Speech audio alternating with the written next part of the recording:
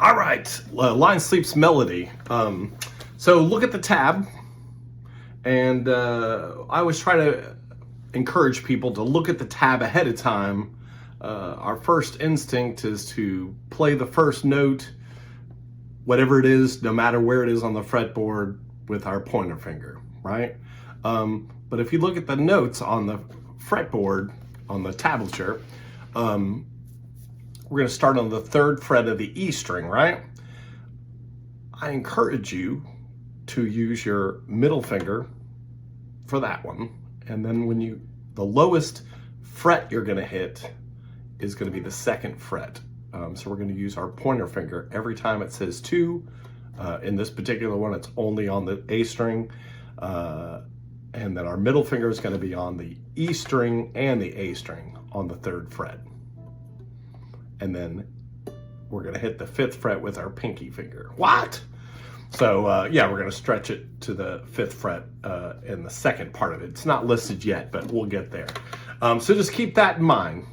That way you're not moving your hand around. You're not trying to do the whole thing with your pointer finger. It'll be a lot smoother if you just pick a finger for a certain fret for this particular one. Other ones, maybe not, but this one, yeah. All right, so for those first couple of notes there, we're gonna hit the 3rd fret on the E string, then it's open on the A string, then 2nd fret, and then back open on the A string, right? And then back to the 2nd fret of the A string, and then 3rd fret of the A string, back to the 2nd fret, and then 3rd fret of the open, and then 3rd fret of the E string. So let's try that really quick.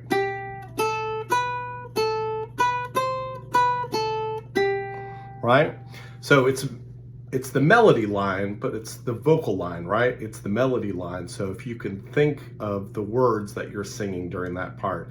In the jungle, the mighty jungle, right?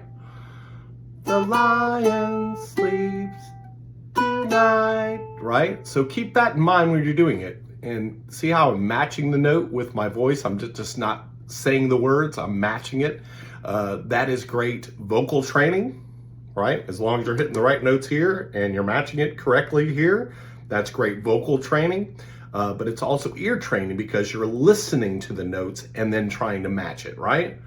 Or vice versa. Say you don't have tablature in front of you and you're trying to figure this out, but you know the melody line with your voice and matching it. That's great ear training too, because you're listening for the right note in that particular syllable of the melody or whatever you're doing. So all of this is good. So let's see. Let's try that again. All right.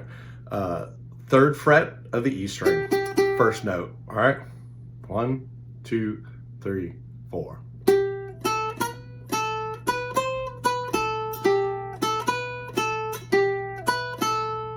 Right. That's the whole thing. Now guess what? All right, for the second one, we're actually the whole second line is almost identical.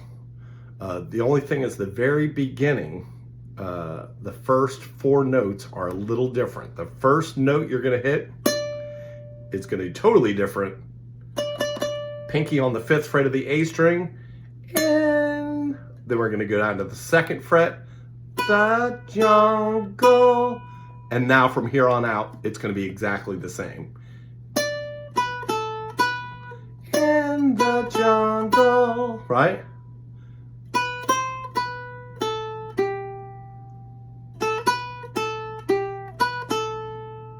Right? So that's it. So if you learn the whole first line, the second line should be a lot easier, except for you have to use your pinky. And then the next 2 notes are notes we've already hit, but they're going to be sort of switched in a different order.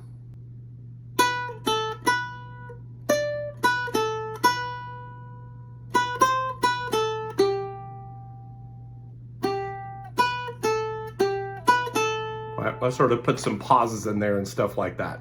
So let's try to do the whole shebang really slow. All right, So get your fingers ready. Right? The other thing I try to encourage is to alternate pick with your right hand. And I don't think I've been doing that, but I'm trying to be more aware of it, and I'm trying to encourage you to be more aware of it too. Alternate pick with your right hand, and that'll make things go a lot smoother. Maybe not at first, because you're like, that's really hard. I'm used to doing either my thumb the whole time or my pointer finger the whole time. But if you can get this on automatic pilot, it'll make things a lot easier, especially when you start learning more difficult instrumental picking finger style or anything like that. All right, let's give it a shot. Got the note in the jungle. You don't have to sing it that high, but you ready? 1, 2, 3, 4.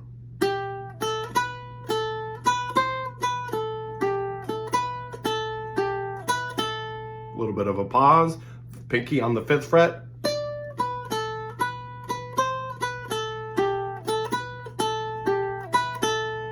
And you could do it again. 1, 2, 3, 4.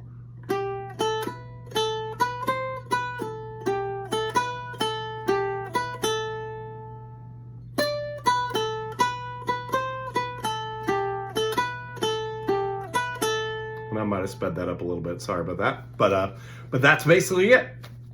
That's the whole melody line for the first verse. And then I sort of added, sort of mimicking the Weema ways, just hitting one note, 3rd fret of the E string. Now, this is a great exercise to get your picking, alternate picking going. Right? So we're going to do that 3rd fret, and then 3rd fret of the A string, and then right back to the 3rd fret of the E string. Now 2nd fret of the C string. All right, something I'm going to make you aware of, if you aren't already. That first note we're hitting, 3. The chord above it is a G. The note that we are hitting is a G. It is the root note of the chord that we're hitting at that particular time. Now, when we get to the second, we switch to the 3rd fret of the A string. There's a C above it, a C chord above it. That's a C note, but it's also the root note of that chord, C.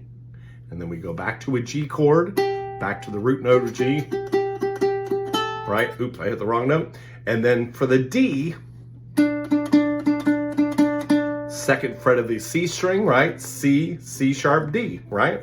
So you can start visualizing that that's a D, that's a G, and that's a C. You might already know that. For those of you who don't, that's one way to start memorizing the neck, getting acquainted with it, help you find notes a lot quicker.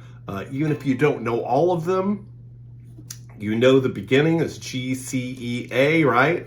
Now you know this is a D, this is another G, and this is a C.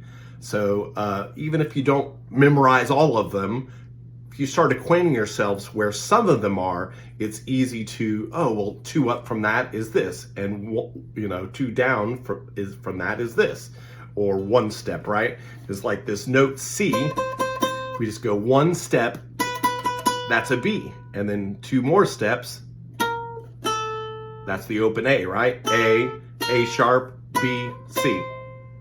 So, it doesn't have anything to do with this particular lesson other than if you're trying to figure something out similar to this. So say you're like, oh, well, Kirk, I don't do the Lion Sleeps Tonight in the key of G. I do it in a different key.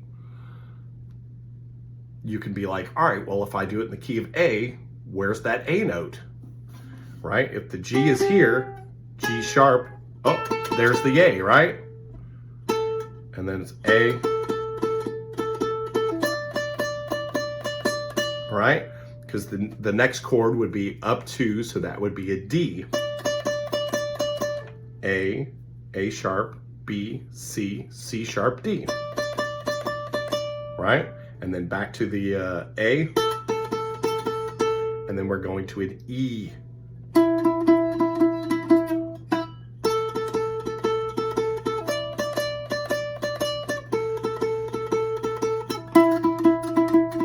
That's it if it's in a different key, right? So that's good ear training, good fretboard training, good vocal training, all that stuff. So that's basically it. So there is chords over this.